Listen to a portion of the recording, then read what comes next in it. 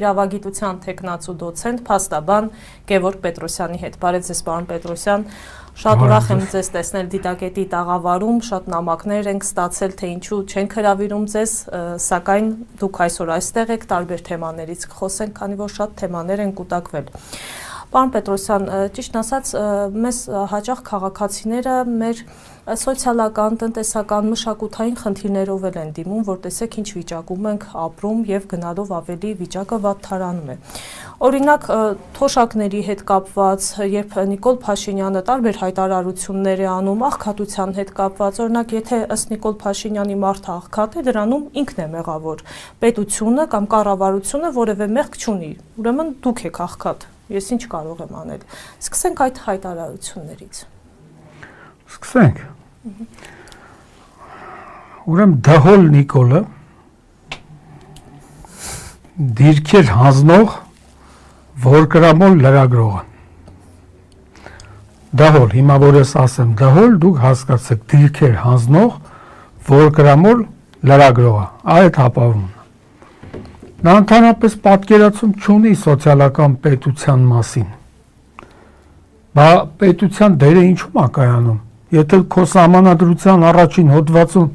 գրված է, որ Հայաստանը սոցիալական պետություն է, բա ով է պատասխանատու աղքատության համար։ Ախր դրա բոլոր արտահայտությունները խայտառակություն են։ Հիմա ես հաթաթ ասեմ։ Տեսեք, աշխատանք պարտավոր է պետությունը ապահովել քաղաքացու համար։ Բա Հայաստանի քաղաքացին ումից գնա աշխատանք ուզի։ Իսկ այս մարդը, այդ երկոտանի դահոլ Նիկոլը, ոչ միայն աշխատանքով չի ապահովում, այլև աշխատանքից զրկում է մարդկանց քաղաքական նկատառումներից ելնելով, իրենց քաղաքական հայացքներից ելնելով։ Օրինակ ձեզ։ Օրինակ ինձ։ Ես չեմ սիրում իմ անձնական հարցերը, գիտեք, իմ սովորության համաձայն հնչեցնել, բայց մեկը ես այդ զոհերից մեկն եմ։ Բա այդ աղա, դու համացնում ես աշխատանք, մարդը պետք է աշխատի, աղքատությունը իր ձեռնը որոշի,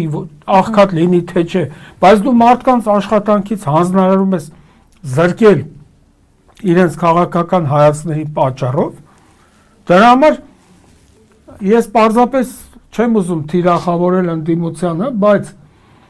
այսօր ինչի ընդդիմությունը նախագիծ չի ներկայացնում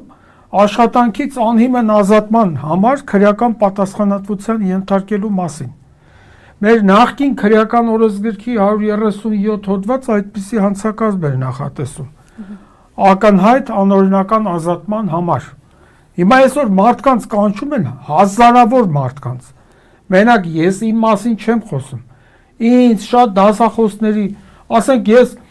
այսօր Հայաստանում աշխատանքային իրավունքի գծով միակ գիտությունների թեկնածու դոցենտն եմ, բայց ինձ իմ քաղաքական հայացքների պատճառով ազատել են աշխատանքից եւ իմ նման շատերին, քաղաքագիտության ֆակուլտետի երիտասարդ դասախոսներին, փիլիսոփայության ֆակուլտետի, տնտեսագետ Ղազարյան Էդգարի նման մասնագետին, բա կարելի է այդ ձևով վերաբերել։ Այսինքն ստախոսության օլիմպիադա է սա։ Թե ով ոնց կարա ինքը ինքան սուտ խոսա, որ միշտ տալի օլիմպիական չեմպիոն է։ Ու այսօր ինքը օլիմպիական չեմպիոնն է ստախոսության, դահոլ Նիկոլը։ Բացի դրանից, եթե ավարտեցիք այդ հարցի պատասխանը, օրինակ աշխատանքի եւ սոցիալական հարցերի նախարար Արսեն Թորոսյանը մեզ խոստանում է, որ ամեն ամիս 100,000 նոր աշխատատեղ ենք ունենալու։ Ուրեմն Արսեն Թորոսյանը հերիք չի կործանեց առողջապահության նախարարության գործունեությունը COVID-ի հետ կապված։ Նա աշխատանքի եւ սոցիալական հարցերի հետ այնքան կապ ունի, ինչքան ես հիմենապլաստիկայի հետ կուսաթաղանթի վերականգնում։ Դա կոչվում է հիմենապլաստիկա բժշկության մեջ։ Ասենք ես ինչ կապ ունեմ այդ գործերի հետ, նույնքան էլ ինքը։ Եվ հետո վարչապետի որոշում կա կառավարության աշխատակազմի գործունեությունը հաստատելու մասին։ 2018 թվականի մայիսի 25-ի թիվ 564 որոշումն է, որտեղ հələ մի հատ կետ թող ցույց տան, որտեղ իրան նման իրավասությունա վերապահված նախարարին ասեն։ Ինչ գործ ունես դու աշխատանքի եւ սոցիալական հելում ինչի մասին ասես Թորոսյան Արսենը խոսում է։ Էլ ազգային անվտանգության, էլ սահմանների պաշտպանության։ Այդտեղա դուք բանուկ հանրային ծառայության մասին 2018 թվականի մարտի 23-ի օրենքի 12-րդ հոդվածի առաջին մասի համաձայն սահմանված է պրոֆեսիոնալիզմի սկզբունքը։ Դու պրոֆեսիոնալիզմը խիչ ես բան, դու աշխատանքի եւ սոցիալական հարցերով զբաղվի, ոչ թե սահմանային անվտանգության, ինչի մասին ասես խոսում է այդ Թորոսյան Արսեն կոչեցյալը։ Իսկ մարդը եթե խոսում է ամեն ինչի մասին, նա ուրեմն ոչնչի մասին էլ պատկերացում չունի։ Սա է կյանքը ցույց տվել։ Ինչ է ասում Նիկոլ Փաշինյանը, ասում է կենսաթոշակները բարձրացրել ենք, բայց մարդկանց դեռ չենք վճարում այդ կենսաթոշակները, ինչի համար է բարձրացվել եւ ուր է գնում այդ գումարը, եթե չեն վճարում։ Դա էլ է անգրագիտություն, դե Նիկոլ Փաշինյանը հայտնի անգրագետ է իրավաբանությունից։ Տեսեք,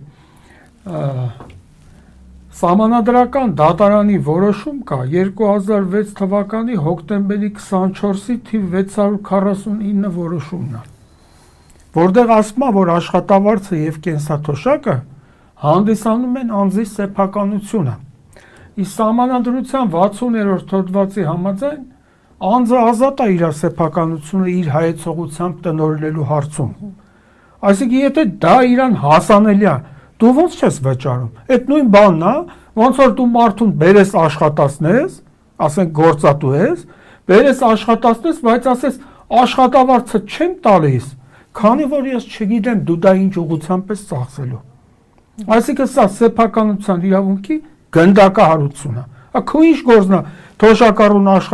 բանը, թոշակը որտեղ կծախսի, ինչ նպատակով։ Կարող է դեղի վրա ծախսում, կարող է գնում բժշկական խորհրդատվության վրա ծախսում։ Եթե նա դրա սեփականատերն է իր թոշակի, եւ եթե նախ հələ մի հատ վկայակոչեն այն ակտը իրավական, նորմատիվ իրավական ակտը, որով բարձրացրել են կենսաթոշակները։ Եվ հետո այս իշխանությունը մի մեծ խնդրեմ էլ ունի։ Ես կարծեմ ձեր եթերում մի անգամ ասել եմ։ Սահմանադրության 84-րդ հոդվածը ասում է, որ յուրաքանչյուր կարիքավոր եւ տարեց մարդ ունի արժանապատիվ կյանքի իրավունք։ Ու այդ նույն հոդվածի երկրորդ մասը 84 ասում է, որ նվազագույն ամսական աշխատավարձի չափը սահմանվում է օրենքով։ Այսինքն այստեղ կա նորմի համակարգային վերլուծության խնդիր։ Համաձայն նորմատիվ իրավական ակտերի մասին օրենքի 41-րդ հոդված։ Այսինքն սա նշանակում է, որ կենսաթոշակի չափը առնվազն պետք է լինի նվազագույն աշխատավարձի չափով։ Իսկ Հայաստանում գործում է նվազագույն ամսական աշխատավարձի մասին 2003 թվականի օրենքը դեկտեմբերի 17-ի, որի համաձայն այս վերջին փոփոխություններից իրանց օրոք կատարած փոփոխություններից հետո դարձավ 75000 դրամ։ Իսկ մենք այսօր Հայաստանում ինչքան թոշակառու ունենք, որի թոշակը ցածր է 75000 դրամից։ Վաղը հաջորդ իշխանությունը պետք է սրանցից բռնագանձի դա։ Մեկը ես եթե հայտնվեմ, չնայած նման նպատակ չունեմ, բայց եթե ես հայտնվեմ հաջորդ իշխանության մեջ օրենսդիր, իմ օրենսդրական նախաձեռնություններից մեկն էլ դա է լինելու, որ այսօրվա պատասխանատու պաշտոնյաներից հենց անձամբ իրանցից բռնագանձվի կենսաթոշակների պակաս վճարված գումարները։ Մատեսեք նրանք ինչ են ասում են մենք եկել ենք եւ աշխատավարձերը բարձրացրել ենք, օրինակ Նիկոլ Փաշինյանն ասում է, որ կան զինվորականներ, որ 400-ից 700,000 դրամ աշխատավարձ են ստանում սպաները, եթե չեմ սխալվում 1-ից 1.5 միլիոնի մասին էր խոսում, ուսուցիչներ կան, ովքեր շատ բարձր 3-400,000 աշխատավարձ են ստանում։ Նիկոլ Փաշինյանի հայտարարությունները այնպեսի թվեր ու պատգամավորների չափ գրեթե։ Ես իմ շրջապատը դե գիտական աշխարհն է։ Ես այդպիսի ուսուցիչ չեմ տեսել, չեմ խոսել հետը, որը 400,000 դրամ փող ստանա։ Կամ այդ որ ասում է ամեն ամիս 10,000 աշխատատեղ ենք ստեղծում։ Ես հիմա որպես փաստաբան հարցում եմ կատարելու գրավոր։ Տրամադրեք ստեղծված աշխատատեղերի ցանկը։ Անվանումները ինչ աշխատատեղ եք ստեղծել, պաշտոնները, ցանկը տրամադրեք։ Այդպես ասելով ոչի։ Ասում եմ Լուսինե ջան, ստախոսության օլիմպիադա է հայտարարված։ Նիկոլ Փաշինը մի բան ասեց, Դահոլ Նիկոլը։ Մյուսները բոլորը լեցվում են այդ ասածը իբր թե հիմնավորելու գործին, բայց իրականում որևէ փաստ չներկայացնելով հանրությանը։ Կամ որ ասում է մեր իշխանության օրոք ընդհանուր ասում է 275,000 աշխատատեղ է ստեղծվել։ Դոսատի Էրնանից եմ արա։ Հələ դե ցույց տու որոնք են այդ աշխատատեղերը։ Հասկանում եք Լուսինե ջան, Հայաստանում ոչ պաշտոնական տվյալներով ես ինչքանով գիտեմ ապրում է 2,500,000 մարդ։ Դուք հասկանում եք 2,500,000 մարդու այդ շրջանակներում 175,000 աշխատատեղը ինչ ահռելի ծավալ է, ինչ ահռելի նվաճում է։ Ուր է բախեն մարդիկ արտագաղթում։ Հերիքա մարդկանց էշի տեղ դնեք։ Ինքներդ նմանալելով էշի։ Ոնց կարելի է այդպես սուտ խոսալ։ Պարոն Պետրոսյան, ես կուզեմ խոսենք նաև Արարատ Միրզոյանի հայտարարության վերաբերյալ, վստահ եմ դուք էլ առանձնացրել եք եւ կցանկանաք այդ թեմայից խոսել։ Ստրասբուրգում նա խոսեց, թե ինչ ժողովրդավար երկիր է Հայաստանի Հանրապետությունը եւ երբ նրան հարց ուղեցին բա ժողովրդավար երկրում, շատ ժողովրդավար երկիր է, որ կարծիք արտահայտելու համար սրբազաններին, ասենք Սամվել Կարապետյանի նման մարդուն տանում են ազատազրկում են։ Շատ ժողովրդավար երկիր է, բայց ինչ։ Դե Քախ Խալատյանն էլ, Քախ բանտարկյալների բաստիոն է։ Հայաստանում չկա, այդպես է ասում Արարատ Միրզոյանը, հատկապես հոգևորականների շրջանում։ Հոգևորականների նկատմամբ ճնշում չկա։ Այդ աղա, լսի, այդ չեմ ուզում շատ կոպիտ խոսամ։ Արաբատ Միրզոև, լսի, այդ աղա։ Դու չես համաչում, որ ապրում ես։ Հա? Դու կարդացել ես սահմանադրության, դու են Ալեքսանյան Վահագը 12-րդ հոդվածը, որտեղ ասում է, որ յուրաքանչյուր ոք պարտավոր է հոգ տանել բարենպաստ շրջակա միջավայրի համար։ Ձեր արտաքինը տենողը բարենպաստ շրջակա միջավայրում կապրի։ Խեք ելնում եթեր, արա։ Հետո էլ ասում են խես արևով խոսում։ Սրանց հետ ինչ լեզվով խոսած, Լուսինե ջան, եթե մարդիկ, հարգելիս, բացայց զբաղված են ժողովրդին ծաղրելով, ուրեմն նրանց հետ հենց այդ արայի լեզվով պիտի խոսաս։ Բա ինչ ասեմ, ոսկեղենիկ հայերենով, դու գիտես, որ ես տիրապետում եմ այդ հայերենին, բայց սրանց հետ ինչ լեզվով խոսաս։ Ոնց թե 275,000 աշխատատեղ։ Գետինը մտնեք դուք, այդպես սուտ կարել է խոսալ։ Դե ներկայացրեք հանրությանը։ Կամ այդ նույն խաղաղության պայմանագիր կոչվածը, որ իբր կա, նախ չկա այդպիսի պայմանագիր։ Երկրորդ ես ասել եմ, եւ էլի կրկնում եմ, Լուսինե ջան, խաղաղություն չի կարող լինի այնպիսի սուբյեկտների միջև, որից մեկը մյուսի երեխուն գերի է պահում։ Եթե մենք անգամ մեկ գերի ունենք Ադրբեջանում,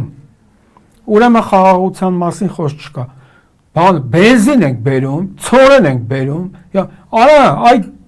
անգարագետներ, Հայաստանի սահմանադրության 3-րդ հոդվածի համաձայն, Հայաստանում բարձրագույն արժեքը մարդն է, ոչ թե ցորենը, բենզինը, վառելիքը, գլուխ են գովում, թե վառել, ջանդամ թե չես բե։ Մեկը ես ավտոմեքենա չեմ քշում, ինձ հետաքրքիր չի, ինձ հետաքրքիր է մեր զինվորների, մեր գերի տղեկի ճակատագիրը, այ անամոթներ, հələ ինչով են պարծենում, փոխանակ, այս Արաբատ Միրզոևը գնացել է Ուգանդա, ես իմ արա Ուգանդայի հետ մենք ինչ կապ ունենք, կարող եք գնացեք թուրքերի հետ, ադրբեջանցիների հետ բանակցեք, մեր ռազմագերիներին բերեք, նրանք մենակ իրանց ընտանիքների համար չեն կռվել, բոլորիս համար են կռվել։ Եթե գիտակցեին այդ ամենը, պարոն Պետրոսյան, Երանի թե գիտակցեին։ Նաև պարոն Պետրոսյան, քանի որ աշխատանքի բերումով շատ դատական նիստեր եմ լուսաբանում, եղել են նախադեպեր, որ բացի դատական կարգադրիչներից ներկա են եղել նաև ոստիկաններ։ Ինձ հետաքրքիր է, կա որևէ օրենքով, ոստիկանը ինչ իրավունք ունի գտնվելու դատարանի նիստերի դահլիճում եւ եթե ունի, ապա որ դեպքերում է։ Ես զարմանում եմ մեր դատավորների վրա, որ թույլ են տալիս դրանց մուտքը դատական նիստին։ Ինքը կարա որպես ոչ ոստիկան, այսինքն քաղաքացիական համազգեստով գա դռնբացության սկզբունքից օգտվելով ներկա գտնվի։ Բայց դատական օրենսգիր սահմանադրական օրենք ունենք մենք 2018 թվականի փետրվարի 7-ի օրենքն է։ Այնտեղ ոստիկան հասկացությունը այդ իմաստով օգտագործված չի։ Այնտեղ կա դատական կարգադրիչներ։ 37 հոդվածն է այդ օրենքի։ Դատական կարգադրիչներն են պարտավոր ներկա գտնվել եւ ապահովել դատական նիստի բնականոն ընթացքը։ Նման իրավասություն որևէ օրենքով ոստիկանի համար նախատեսված չի։ Եթե անգամ կալանավորված մարդ եք բերել, դուք պետք է սպասեք դրսում, երբ որ նիստը ավարտվեց, այդ մարդուն վերցնեք, տանեք կալանավայր։ Ընդ որում կալանավայրերում էլ ոստիկանների ծառայություն չկա։ Դա ենթարկվում է արդարադատության նախարարությանը։ Դա արդարադատության նախարարության ենթակա հիմնարկա կալանավայրը, քրեակատարողական հիմնարկը։ Դուք ինչ գործ ունեք, վախի մթնոլորտ են ուզում տարածեն։ Դա անգամ դատական նիստերի դահլիճում եւ դատավորները անամոթաբար, անգիտակցաբար, չգիտեմ ինչ շարժառիթներից ելնելով չեն ասում ընկեր ջան դու ստե ինչ գործ ունես ոստիկանի համազգեստով։ Մի հատ էսենց կայնում են այն անգրագետ սև աֆրիկացու արտաքինով, կուզիկ շախմատի ձիու պոզայով կայնում են էս բան էս նայում են մեղադրյալին, չգիտեմ ում, արա ամոթ է, այդպես բան նախատեսված չի օրենքով։ Լուսինե ջան, սրանք բոլորը դատվելու են իշխանության փոփոխության դեպքում, որովհետև իրանք զբաղված են ինքնիրավչությամբ, իրենց իշխանական լիազորությունների չարաշամամբ։ Հիմա ոնց որ ես այդքան մտնեմ Սուրբ Էշմիածին եկեղեցի պատարակ վարեմ, կլինի դες բան։ Դե ունենք նախադեպեր, որ կարգալույց քաղաքացիական, հա, բայց ես ընդհանրապես այդ գործի հետ կապ չունեմ։ Ես այդքան պատարակ վարեմ, որ ինչ էլ։ Թե չէ մենք հականատես ենք լինում ֆեյք պատարակների արդեն։ Հələ բան Դհոլ Նիկոլի ասում եմ մենք ենք կոտորել, ասենք սենց զենք տալ թշնամու ձեռքը, այս կատաստրոֆա է։ Մենք ենք կոտորել մեր զինվորներին։ Դե երբ է ասել։ Ասել է, ես երբեք բանսարկությամբ չեմ զբաղվում։ Մենք ենք կոտորել մեր զինվորներին։ Խնդրեմ։ Բա հիմա թուրքը ինչ ձևի կխնդա մեր վրա։ Բա հետո էլ ասում ենք ցեղասպանություն ճանաչվի, ես շատ իմանամ զոհերի հիշատակ եւ այլն։ Եթե երկրի վարչապետը ասում է, որ մենք ենք կոտորել մեր զինվորներին, ուրիշից ինչ ուզենք մենք։ Լավ, չի ասում ցեղասպանությունը մենք ենք կազմակերպել ժամանակին։ Կամ էլ անգրագետ նախագահ կոչեցյալը Վահագն Խաչատուրյան, գետին էլ չի մտնում։ Ես զարմանում եմ, գիտես ինչ, Լուսինե ջան, մարդու բարոյականությունը մեծապես կախված է նրանից, նաև, թե ինքը որքանով է կարողանում հեռու մնալ իր հետ կապ չունեցող կարգավիճակներից։ Հիմա ինձ ասեն արի գնա էկոնոմիկայի նախարար։ Ես էկոնոմիկայից բան չեմ հասկանում։ Էդամ ինչ անեմ, այդ ոլորտը կործանեմ։ Արա դու ինչ գործ ունես նախագահի պաշտոնում։ Ասում է, երկրի ղեկավարը վարչապետն է։ Չի կարդացել Սահմանադրության 123-րդ հոդվածը, որ ինքն է, որ երկրի ղեկավար պետության գլուխը նախագահն է։ Եվ դրանով նաև խախտում է Սահմանադրության 124 հոդված, 127 հոդված, որ ասում է, որ բանը, ես ստանձնելով նախագահի պաշտոնը երդվում եմ հավատարիմ մնալ Սահմանադրությանը։ Արա դա քո հավատարմությունը, որ դու չես տիրապետում Սահմանադրությանը։ Մարդը իր կարգավիճակը չիմանա, չպատկերացնի։ Բա հիմա հարց։ Ես միշտ այն կարծիքին եմ եղել, որ տգետը չպետք է որոշի գիտունի ճակատագիրը։ Բայց եթե դու քո կարգավիճակը չես պատկերացնում, դու ինչ իրավունք ունես, ասենք Լուսինե Հայրապետյանին, Գևորգ Պետրոսյանին, մյուսներին մեր կատեգորիայի մարդկանց ղեկավարել, հա։ Դա խաբար չի, որ ինքն է երկրի ղեկավարը։ Խայտարակությունն է, սենց բան, սենց անգրագիտություն։ Երբևէ չէին կարող պատկերացնեին։ Պարոն Պետրոսյան, օրինակ ինչ են արել հատկապես ԿՊԱ-ական պատգամավորները, որ 3 միլիոն պարգևավճար են ստանում։ Նայեք, Լուսինե ջան։ Ներողություն, կան պատգամավորներ, ում անուն ազգանունը ես չգիտեմ եւ եթե դրսում տեսնեմ, չեմ իմանա, որ նրանք պատգամավոր են, հատկապես ԿՊԱ-կանների մասին է խոսքը։ Ես 95%-ին չեմ ճանաչում։ Աշխատանքային օրենսգրքի 178-րդ հոդվածի համաձայն պարգևավճարը վճարվում է բարեխիղճ աշխատանքի, աշխատանքում արդյունք ցույց տալու համար։ Ոչ թե ոչինչ չանելու։ Այո, ոչինչ չանելու։ Նայեք, այնտեղ քաղաքացիական օրենսգրքում հոդված կա 1092-րդ հոդվածն է։ Անհիմն հարաստացում։ Սա անհիմն հարաստացում է, որը ենթակա է վաղը միսօր հետգանձման։ Օրինակ, ասենք, Լուլուն նախագիծ ներկայացրել է մի հատ։ Վահագն Ալեքսանյան, այն որ հաճախ նույնացնում են Վարազի հետ։ Նա երբևէ որևէ օրենսդրական նախաձեռնություն դրսևոր, հա կարող է մեկի գրած նախաձեռնության տակ ստորագրի նախագծի տակ, բայց ինքը ազգային ժողովում ներկայացրել է որևէ օրենք։ Որովհետև իր բանոգործենն է հելնի կպնի ընդդիմադիրներին, վիրավորի, չգիտեմ ինչ անի։ Ալեն Սիմոնյանը, Ալիս Էմինը որևէ անգամ որևէ նախագիծ ներկայացրել է, ազգային ժողովի նախագահ է կոչվում։ Հեսա ես դրա հայտարարությանն էլ կանդրադառնամ։ Այսինքն սրանք այդ քաղաքական պատուհասների կլուբը ոչինչ չանելու դիմաց միլիոնների աշխատավարձ է ստանում պետական բյուջեից։ Իսկ որ ասես մի հատ կենսաթոշակառուի 10,000 դրամ դու, ասում ես չգիտեմ ինքը ինչ նպատակով դա հələ սրանց անգարագիտությունը նայի։ Դա նրա սեփականությունն է, նորից եմ ասում, Սահմանադրական դատարանի արդեն ասեցի որոշման տվյալները 2006 թվականի հոկտեմբերի 4-ի 649 որոշումը։ Սրանք բացարձակապես զբաղված չեն իրանց բուն գործով։ Սրանք թայֆաբազությամբ են զբաղված։ Այս սրանց դրա համար ես ասեմ Լուսինե ջան, հիմա ես կոչ ունեմ մեր ընդդիմադիր գործիչներին,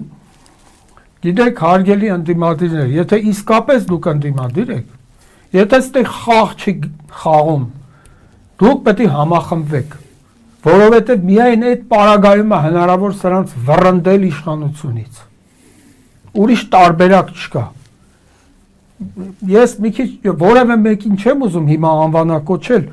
բայց մի տեսակ տպավորություն կա հարգելի Լուսինե, որ իրանցից ամեն մեկ ուզում է ինքը հեգեմոնը լինի, առաջատարը լինի, բայց այդպես չի։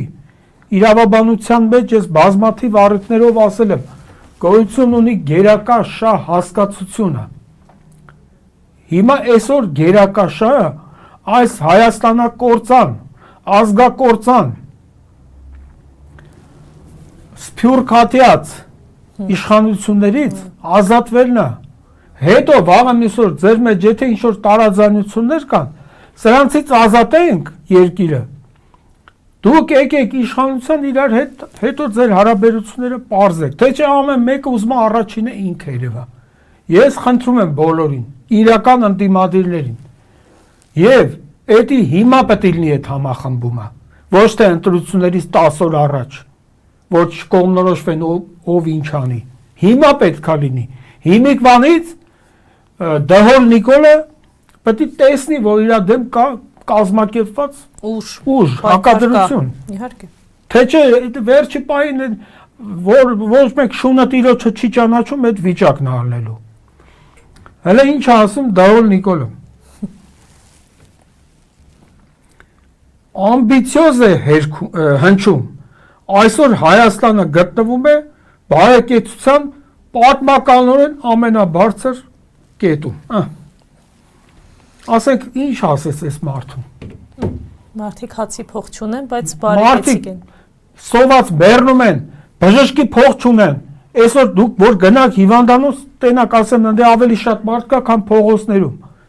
Բժշկի փող չունեն։ Խորհրդատվության համար ասենք բժիշկը 5 րոպե հետո խոսում է 15000 դրամ փող ասում։ Այդ թոշակառուն որտից տանի այդ 15000-ը տա 5 րոպեի համար։ Բայց մարդը ասում է, այսօր Հայաստանը գտնվում է բարեկեցության ամենաբարձր կետում։ Սենց խայտարակ ծաղր սեփական ժողովրդի նկատմամբ ոչ մի իշխանության օրոք չի եղել։ Ես էլի եմ ասում, հարգելի Լուսինե, ես ոչ մեկի պաշտամունքով կյանքում չեմ զբաղվել։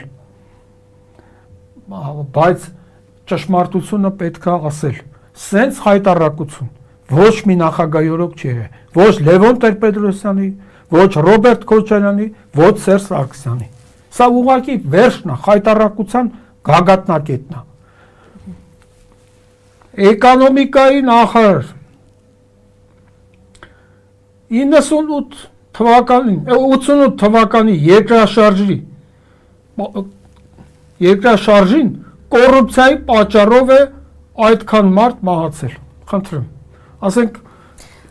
մեկը մյուսի հետ ինչ կապ ունի, շատ հետաքրքիր է։ Կոռուպցիան երկրաշարժի հետ։ Պարոն Պետրոսյան, որտեղից եք փեղում այդ հայտարարությունը։ Հա, դե ինչ անեմ, սաղորը սրանց ձեներից զզվում եմ, բայց լսում եմ, որ կարողանամ փաստացի հակադրվեմ, փաստարկված հակադրվեմ։ Ես գիտեք, մերկապարանոց հայտարարությունների ոչ էլ Կալյաուզայի սիրահար եմ, բայց այդտեղ եկա մարդ ես թրաշատերեսիդ փրչոտ թողած, դու չես ամաչում, սենց անգարագետ բան ես հեղինակում, հայտարարություն։ Կոռուպցիան ինչ կապ ունի երկրաշարժի հետ։ Ոնց որ ասենք մեկին նայես,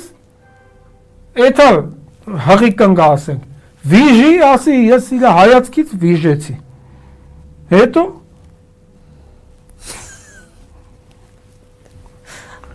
ինչ ասում Դահոլ Նիկոլը, բռնությունը տեղ չունի Հայաստանում, խնդրեմ, ինքը բռնության հիմնադիրն է Հայաստանում, բռնության ջատագովն է, բռնությունը խրախուսողն է, բայց ասում է բռնությունը տեղ չունի, բավական բռնությունը տեղ չունի, այսօր ինչ գործ ունեն քրեակատարողական հիմնարկներում մեր սրբազանները։ Եվ ոչ միայն։ Վահագն Չախալյանը, հայրենասեր տղա է։ Ինչ գործ ունի նա անազատության մեջ։ Ինչ է արել այս երկրի վնաս, որ հիմա նա անազատության մեջ։ Պետրոսյան, եթե չեմ սխալվում, 4-ից 5 տասնյակ քաղբանտարկյալ ունենք։ Դա 50-ից ավել ասում։ Դա կատակ չէ, այո։ Ես էլ եմ լսել։ Տեսես, Նիկոլ Փաշինը կամ Դահոլ Նիկոլը այս վերջերս բան արեց, բա ոտերներդ կջարդեմ։ Բռնության սպառնալիք, դա քրեական օրենսգրքով 194 հոդվածն է։ Հա, բանախի իմ ազատության մեջ։ Խի իմ ազատության մեջ։ Բայց սրբազաններից ոչ մեկ չի ասել, սրա ոտը կջարդեմ, նրա գլուխը կջարդեմ։ Այսինքն տաշում են սահմանադրությունը։ Սահմանադրության 28 հոդվածի համաձայն յուրաքանչյուրը հավասար է օրենքի առաջ։ Բա ուր է այդ հավասարությունը։ Հա? Ու Հայաստանում բռնություն չկա։ Հիմա կարող է ես ստեից ելեմ, իմ հետևից էլ գան։ Թող գան հələ։ Ուրեմն անցանք մյուս բնորդուհուն։ Ալիսեմին։ Ոչ միայն նավթամթերք, Բաքվի հետ այլ առևտուր պետք է անենք։ Այսինքն դուք հասկանում եք սրանց բան էլի արժե համակարգը, առևտուր, բենզին, բան, Ստամոքսը լցնել եւ որովհետեւ սրանք որ չեն տեսել ջահել տարիքում, հիմա հազիվ հայտնվել են այդ աթոռներին, հիմա ասում են ինչքան կարող կլանենք էլի։ Արա մեր զոհերի մասին մտածեք, մեր գերիների մասին մտածեք։ Ինչ նավթամթերք, ինչ բան։ Մենք երբ ենք նավթամթերքի խնդիր ունեցել։ Մինչև այս վերջերս։ Yani այսինքն հիմա էլ չունենք։ Այդ երբ ենք ունեցել։ Մինչև իրանց իշխանության գալա տենց խնդիր եղել է։ Այսօր էլեկտրոցանցը վեկալալ օրը մի քանի թաղամասում լույս չի լինում։ Օրը մի քանի թաղամասում ջուր չի լինում։ Այսօր 3 անգամ մեր հոսանքն անջատել են։ Այդ օրով ժամով ապացույցով կարող եմ ասել, որ չասեն։ 3 անգամ։ Բանը կերծ թեզը եկեղեցու բարենորոգմամբ պետք է զբաղվեն։ Եկեղեցին երբ է չարենորոգման մեջ եղել։ Մեկը ես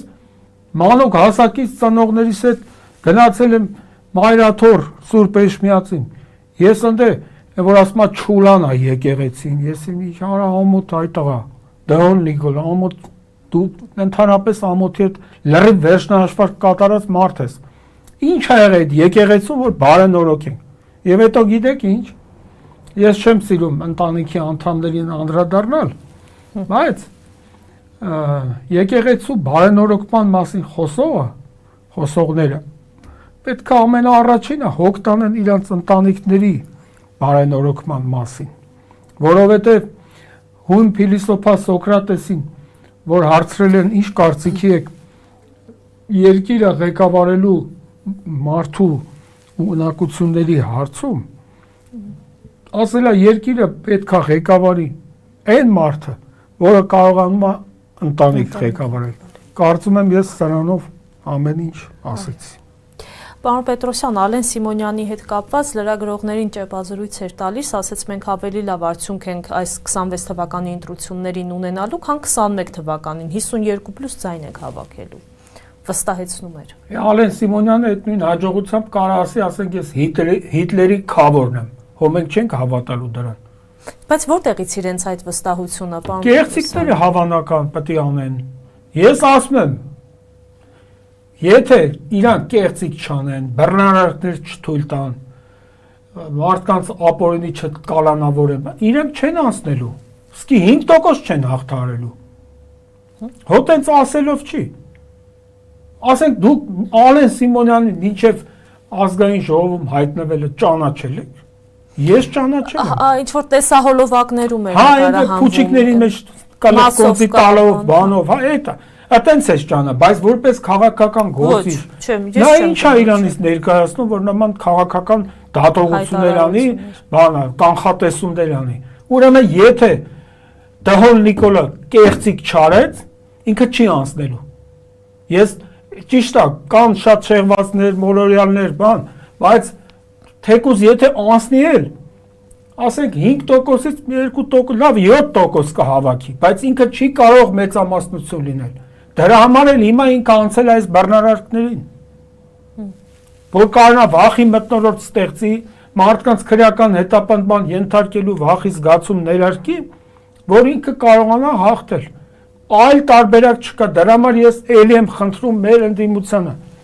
Միակ տարբերակը համախմբվելն է։ Վերջ տվեք այդ ձեր միջի եղած տարաձայնություններին, ժամանակավորապես գոնե վերջ տվեք, համախմբվեք, լուծեք գերակա խնդիրը այս ապիկար չար իշխանություններից եւ երկիրը կործանողներից ազատվելու հարցը, նոր հետո կպարզեք ձեր հարաբերությունները։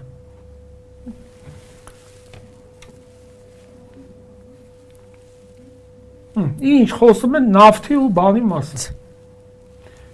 Հիմա լսի Պետրոս, ես իմ էջում գրել էի, վստահ եմ Պետրոսը նայում է այս հաղորդումը։ Ես քեզ ասեցի, քո ուզած իշխանական տեխնացուին հրավերի քո եթեր իմ հետ բանավեճի։ Վախի չես հրավերում, հա։ Ես այդքան էլ վախենալու մարդ չեմ։ Ոչ գեշ աղջիկ եմ, ոչ էլ ձեր նման այդ փրչոտներից եմ։ Բա մեկին հրավիրի, թո հետս գա մի հատ հեռուստա բանավեճի, սկսած Դհոլ Նիկոլից։ Ես ասեմ, հայտարարում եմ հրապարակայնորեն։ Թող գան իմ հետ բանավեճեն, ով ուզում ալնի։ Հələ մի հատ տենամ դրանց ասելիքը ի՞նչն է։ Իդեպ ձեզ Պետրոս Ղազարյանը չի հրավիրել, չէ՞ վաղուց Պետրոս Ղազարյանը հրավիրի կլի խայտարակ ինքը։ Ուր հրավիրի ինձ։ Բայց թող հրավիրի, բայց եթե օբյեկտիվ լրատվամիջոց է։ Թող հրավիրի, իրանք են բանանում, ասում են բան հերոստա բանավեճի չեն գալի նախագահները։ Արա ես եմ հիմա ձեզ ասում։ Իմ հետ ցանկացած իշխանական ներկայացուցիչ չի, ասենք, ուզում նախարարի, ուզում դեպուտատ, ինչ ուզում դեպուտատ չէ, մանդատակիր։ Ես առաջարկում եմ Պետրոս, քո հերոստա, որ դու ակնհայտ իշխանական ուղղվածություն ունես, ես քո հերոստա ընկերությունում այդ համեկում գալիս եմ բանավեճի, սպասում եմ առաջարկիդ։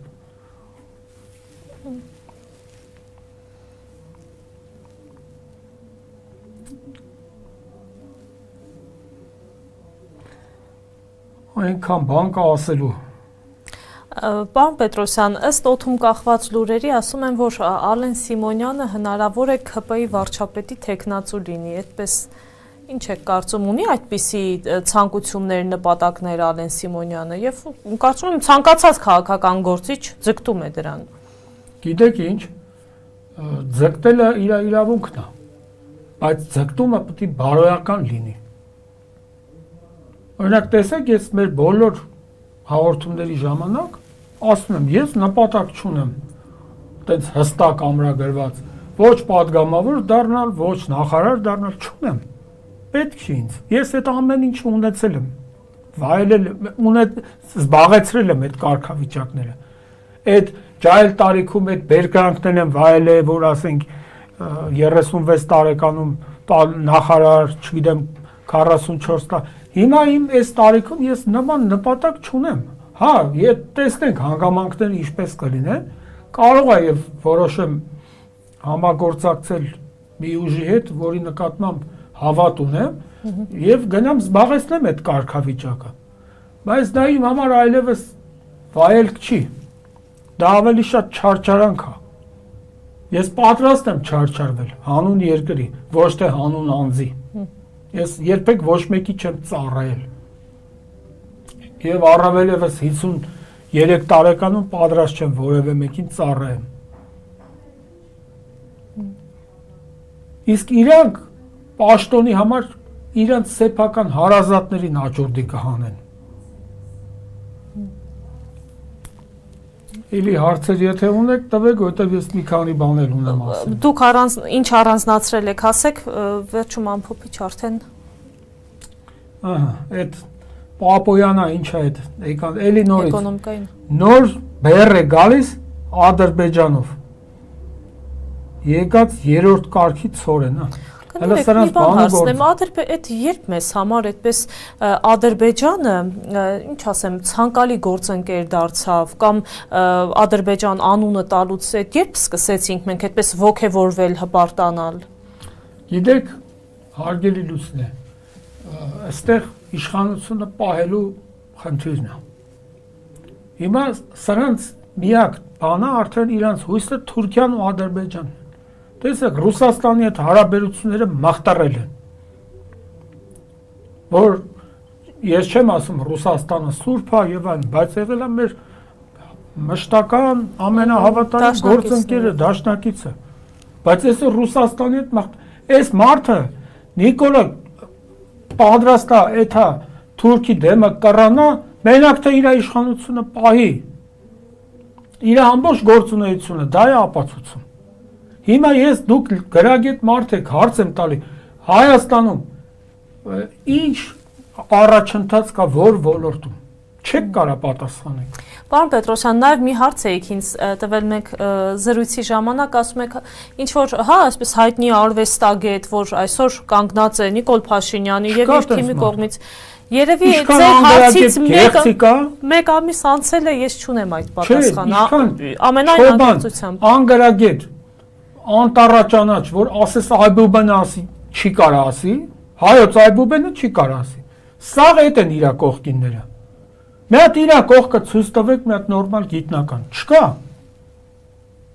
Որովհետև գիտնականը իրան հարգող գիտնականը չի թա նրա կողքը կանգնի։ Գիտնականը գործ ունի անելու։ Հիմա ինձ ասենք ես էլ եմ գիտնական։ Ես կյանքում կեթամ իրա կողքը կանգնում։ Ցանկացած պաշտոնի առաջարկի դեպքում բացառված է դա։ Որովհետև ես ունեմ իմ սկզբունքները, համոզմունքները։ Ես չեմ կարող գնամ մի մարդու կողքը կանգնեմ, որը 5000 երեխու գլուխ ուտի, 10000 տղու հաշմանդամ սարքի իր հեռատես քաղաքականության պատճառով։ Ու երկու օր առաջ էլ բանկետ են անում։ Թրվռում են ձեռները ծուլանելով։ Կամ դու բանուգործ չունես, թմբուկ ես նվագում, հա? Այս երկրի տնտեսության սա հարցերը լուծել ես, հիմա էլ թմբուկ ես նվագում։ Լավ նվագում ես նվագի, բայց դա ինչ նկարել գցելու բան է, հրապարակելու։ Սա ձեռ առնում մեր ազգին, հարգելի լուսին է։ Անթաքույց ձեռ առնում։ Բացայտ ծաղրում է։ Եվ ցավոք սրտի ազգի մի զգալի զանգված ինչ որ հələ դեռ չի հասկանում դա, չի ուզում դա անցալի որպես ծաղրանք։ Բայց կործանվող երկրի վարչապետը թմբուկ նվագի ու բերանը 3-6-ի վրա բացած խնդալով։ Ասենք էդի ծաղր չի։ Բա ոնց կարելի է նման մարդուն գնալ վաղը ընտրել։ Իսկ այսօր անդե մեկը կար մի հատ երկոտանի։ Հա այն Վահագ Ալեքսանյանը Սամվել Կարապետյանի հետ անունով է խոսում։ Արա դու ով ես, արա։ Ես Լուսինե ջան, իմ թեկուս տարիքի բերումով, իմ անցյալի բերումով, բայց ես կյանքում չեմ կարող ասեմ Կարենը։ Այս Սամվելը, ներողություն, Սամվելը։ Ես չեմ կարող անունով խոսամ։ Այդ մարդը պատկառելի մարդ է։ Երկրի համար, մեր երկրի, Հայաստանի, Արցախի համար պատկառելի ներդրում ունեցող մարդ է մեր կյանքում։ Ճիշտ է, ես իրանից կյանքում ոչ իրան անձամբ էլ չեմ ճանաչում, ոչ մի իր հետ կապված ինչ-որ կապակցող բան չունեմ, որ գովամ, մովամ, ոչ, օբյեկտիվորեն։ Ոնց կարելի է Սամվել Կարապետյանին, դու ով ես, արա, որ Սամվել Կարապետյանն ասես, Սամվել, քու տաղուն չես դաստիարակե, թե իսես բաներ է խոսացել։ Արա այդ տղա դու կարաս Սամվել Կարապետյանի դեմ կայնես այտենց խոսած, իր դեմարդեմ, որ ինքը վաղը միսօր ազատության մեջ լինի, հա? Ով էլ խոսում է դաստիարակությունից։ Կամ բանը երեխա ունենալու մասին է։ Այդ տղա կարմես դու էլ ունեցի։ Չնայած չես էլ ունենալու։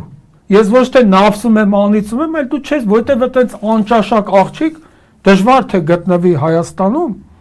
որ քո հետ համաձայնվի որդեծանությամբ զբաղվել։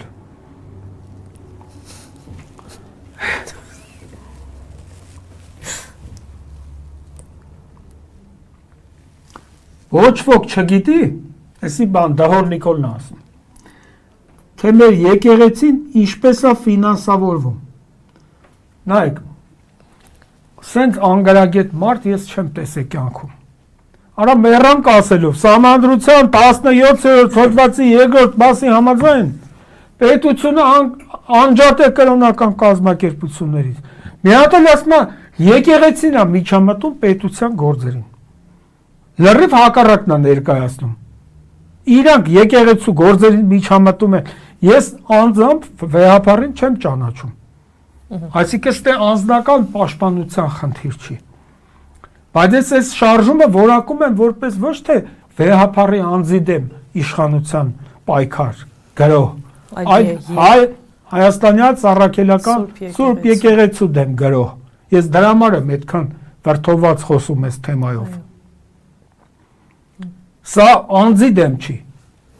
Ես չեմ ասում վեհապարը Սուրբը, ես Սուրբը մենակ իմ համար Աստվածա մեկ էլ իմ ծնողներն են եղել։ Բայց ստեղ խնդիրը եկեղեցու դեմա։ Ես որպես հայ առաքելական եկեղեցու հետևորդ հավատացյալ ես այդ դիրքերից եմ խոսում։ Իսկ այսօր այս անգարագետների քրչախումբը առիթը բաց չեն թողում ամեն մեկը կպնի եկեղեցուն։ Արա դուք վաղը դատվելու եք։ Դա սահմանադրական կարգի տապալում է։ Քրեական օրենսգրքի 420-րդ հոդվածը նախատեսում է այդ հանցակազմը, որտեղ գրած է, որ սահմանադրության ոչմ առաջին, երկրորդ, երրորդ, չորրորդ, 5-րդ, 6-րդ հոդվածի առաջին մասի եւ 7-րդ 6-րդ հոդվածի առաջին մասը սահմանադրության ասում է, որ պետական մարմինները, տեղական ինքնակառավարման մարմինները, դրանց պաշտոնատար անձինք իրավասու են իրականացնել միայն այնպիսի գործողություններ, որոնց համար լիազորված են սահմանադրությամբ կամ օրենքներով։ Որ մեկը կարա ցույց տա սահմանադրության մեջ այն նորմը կամ որևէ օրենքի մեջ, որ դուք իրավունք ունեք միջամտել հայ առաքել ընդհանրապես եկեղեցու գործերին։ Կամ որպես օրենսդիր մարմնի ներկայացուցիչներ որևէ մեկը կարող է գոնե սահմանադրությունից մի հոդված անգիրասել։ Այս հաղորդման ընթացքում երևի արդեն 20-30 հոդված մեջ բերեցիք, պարոն Պետրոսյան։ Դրա համար եմ ասում, թող մեկը հələ բախտը փորձի հետս գա հերոստաբանավեճի։ Իրանց ուզած եթերում։ Կամ այն բանը, այն որ դթում են ասում, ինչ ածական անունը։ Աշխատակազմի ղեկավարն է։ Մա վեհապարը պետք է հեռանա։ Այդ աղա լսի, դու չես կարդացել քո վարչապետի որոշումը 2018 թվականի որոշումը 564 որոշումն է, որտեղ դու ունես մոտավորապես 20 լիազորություն, որ դե մի հատ այդ 20 լիազորությանդ մեջ այդ 20 կետերից մեկում ցույց տուր, որտեղ է գրված, որ դու իրավունք ունես միջամտել եկեղեցու գործերին։ Բոլորը զբաղված են սահմանադրական կարգի տապալմամբ, նորից եմ ասում, քրեական օրենսգրքի 420 հոդվածը 10-ից 15 տարի ազատազրկում է նախատեսում։ Սրանք իրաց գլխի գալիքը չգիտեն հələ։ Պարոն Պետրոսյան, ընտրությունների հետ կապված ինձ հետաքրքիր է ձեր կարծիքը, շատ քիչ է մնացել 4 ամիս եւ տեսնում ենք, որ տարբեր քաղաքական ուժեր, դաշինքներ են ի հայտ գալիս, իրենց տեխնացությունն են պատրաստում ներկայացնել այդ ընտրություններին, բայց արդյոք Հայաստանի Հանրապետության նման փոքր երկրում նորմալ է կամ ասես ճիշտ է, որ մոտավորապես 2 տասնյակ 20-ից ավել, էլի եմ ասում, կուսակցություններ, դաշինքներ, մարդ կուսակցություններ մասնակցեն ընտրություններին, դա ձայների փոշիացում չի։ Իհարկե։ Գիտեք, ասենք կուսակցություն կա, ես մենակ նախագահին եմ ճանաչում։ Շատերից կարծում եմ։ Ոչ մեկ, ոչ համագումար են անում, ոչ հրապարակային գործունեությամբ, դաժե չգիտեմ ով է դրա տեղակալը։ Հիմա օրինակ այն բանը, դե մեծ հարգանք ունեմ Վազգեն Սպարապետի նկատմամբ, բայց իր աղբոր կուսակցություն կոչվում։ Դուք տեսել եք դա մի հատ կուսակցական, օրինակ ով է իր տեղակալը։ Բայց այս կուսակցությունն է անում։ Կուսակցությունը պետքա համախմբի մարդկանց, ինչ-որ գաղափարակիցներ ունենա, գաղափարախոսությունն է, կուսակցությունների մասին Հայաստանի Հանրապետության սահմանադրական օրենք կա, որի 4-րդ հոդվածի համաձայն ասում է կուսակցությունը պետք է ունենա գաղափարախոսություն, որն է իրենց գաղափարախոսությունը։ Կուսակցությունը հավաբուն չի, որ որոշես քո հայաթում սարքես հավ պահես։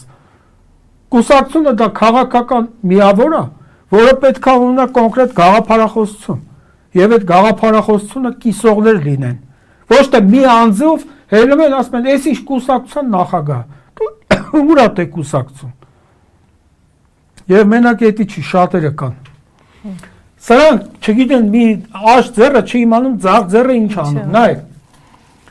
Այս բանն ասում միստր Ուժեսը, Արսեն Թորոսյանը։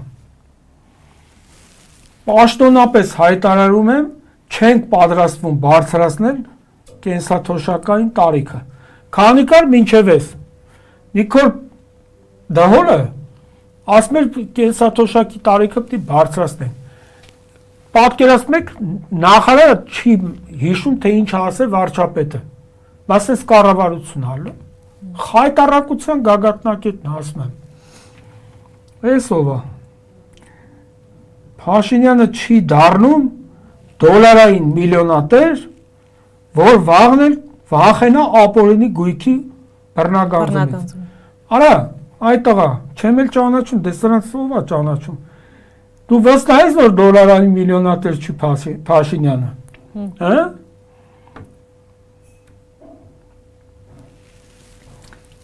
Էս ինչ ձևա ծննդյան նվերը Հոբելյարին ծրարով տալը։ Դադարեցրեք քարտով տվեք։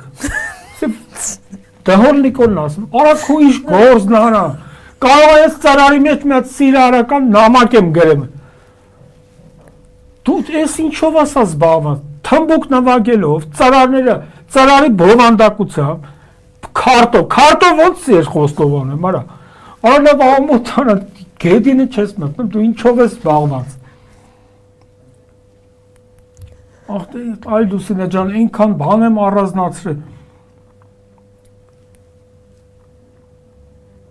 Ճգնաժամը կտրիչ Ներսիսյանի դռան մոտ է։ Էլի նորից։ Դե արդեն տեսնում եք, չէ, քրեական գործեր են փորձում հարուցել հոգևորականների նկատմամբ, գնդերեցներին հանում են բանակից, այսպես ասենք։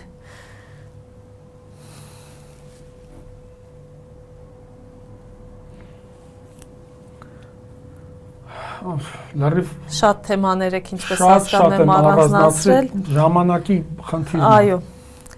Լավ, այսպես եթե կամ տեխնիկային թատրոնի տնօրենը։ Ահա։ Զբաղվում է արդեն քաղաքականությամբ, իշխանության գովեստն անում։ Արա գնա տեխնիկները խաղացրա։ Դու ինչ գործ ունես քաղաքականության հետ։ Հենց գովում էր իշխանությանը։ Չեմ էլ իմամ դրա անազգանուն ինչա։ Գնա տիկնիկ պարացրարա։ Դու ինչ գործ ունես քաղաքականության հետ։ Լավ, պարոն Պետրոսյան, ընդհանուր, եթե փորձենք ամփոփել, հա, տարբեր թեմաների անդրադարձակ, տարբեր հայտարարությունների, միթե մեր հայ ժողովուրդը չի գիտակցում, թե այս իշխանությունները ուր են փորձում իրենց տանել, ինչքան էլ իշխանության կողմնակից լինեն, բայց կարելի է գնալ այդպիսի մարդկանց հետևից։ Լուսինե ջան, ես բազմաթիվ Իհարկե նաև ես չեմ ուզում ասել, որ ընդդիմությունը իր տեղում է, դա էլ բազմաթիվ խնդիրներ կան, պրոստը ես հիմա չեմ բայց թիրախավորում, որ Նիկոլի ջրաղացին ջուր չլցնեմ, հələ ինչ ասում Դահոլ Նիկոլը։ Ղարաբաղի ժողովուրդը վախում են Արցախ ասել, դենդեից ցույցում կա, որ հանկարծ Արցախ բառ չասեն, էլի Ադրբեջանից բանից։ Ղարաբաղի ժողովուրդը ոչինչ չի շահի, Ղարաբաղ վերադառնալուց։ Մարդիկ ընդ տուն են կորցրել, աշխատանք են կորցրել, ոնց թե ոչինչ չեն շահի։ Այսինքն դու իրանց բարեգործություն ես անում, որ ոչինչ չեն շահի, դրա համար Ղարաբաղը Արցախը հանձնեցիր։ Ինչ է նշանակում Ղարաբաղի ժողովուրդը ոչինչ չի շահի վերադառնալուց։ Մարդիկ գերեզմաններ են թողել այնտեղ, բան են արել, ոնց թե ոչինչ չի շահի։ Բա ինչ պետք է շահի։ Այ դու չես շահի, որ վերադառնաս քո երրորդ մասի քամբախնոցը։ Եկեք այս նոտայով լավ ունեք, հա, խնդրեմ։ Հա, դե շատ բան ունեմ ասելու, բայց ցավոք հա ժամանակային վերջին, քանի որ ինքը վերջում ցիլինդր է դնում, ուզում է իտալացի լինի։ Դրա համար ես այս ակրոստիկոսը Նիկո եմ դրել, լեն հանած։ Նվեր արա մեր ազգին, ինչ ես կարչել աթոռին, կորի գնա, պրծնենք, որ քու դարդեն չմեռնենք։ Բրավո, ինչպես միշտ։ Շնորհակալ եմ պարոն Պետրոսյան, հետաքրքիր, նաև օրիգինալ հարցազրույցի նման համար, ինչպես միշտ տարբերվող, անչափ շնորհակալ եմ։ Ես էլ եմ շնորհակալ։ Զրուցում էինք իրավագիտության թեկնածու դոցենտ